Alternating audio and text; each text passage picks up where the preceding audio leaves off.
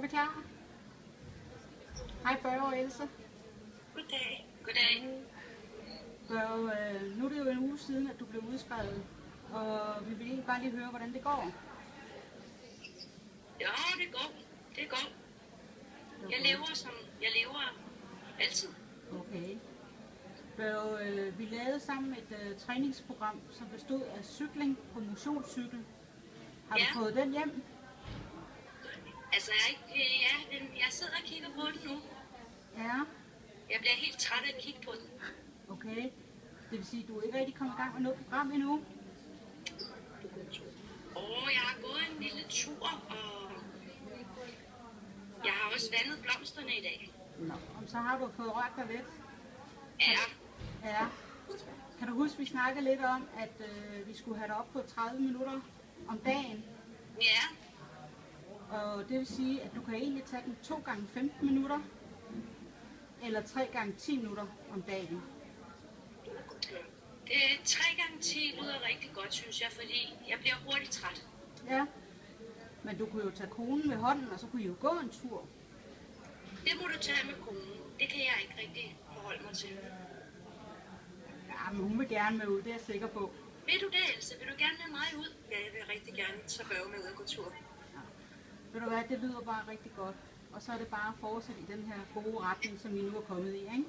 Jo, vi gør det morgen, middag og aften. Det er det, vi har aftalt. Eller ikke aften, men en aftensmad. Så har vi fået det 30 minutters aktivitet ud af. Og du skal jo huske, at motion, det gør noget for dit helbred. Det vil sige, det påvirker både dit blodtryk og puls og dit blodsukker i den rigtige retning, ikke? Ja.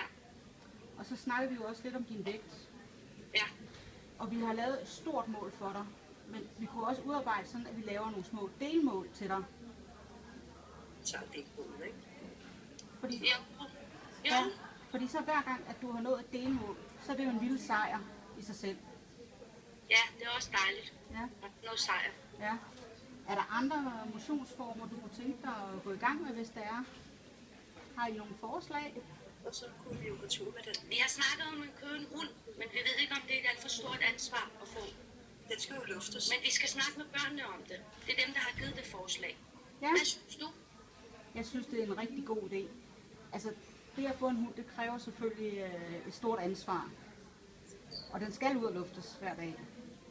Det er jo det, vi tænker, fordi vi elsker dyr, og vi ved, at de skal luftes. Så derfor vil vi gøre det, Ja, tænker vi. godt. Jamen, det må I jo prøve at snakke med børnene om og se, hvad I finder ud af. Ja. Hvordan går det med kosten? Ikke så godt. Det går ikke så godt. Nej. Vi kan jo godt lide det søde.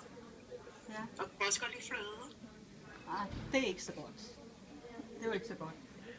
Prøv lige at stoppe. Men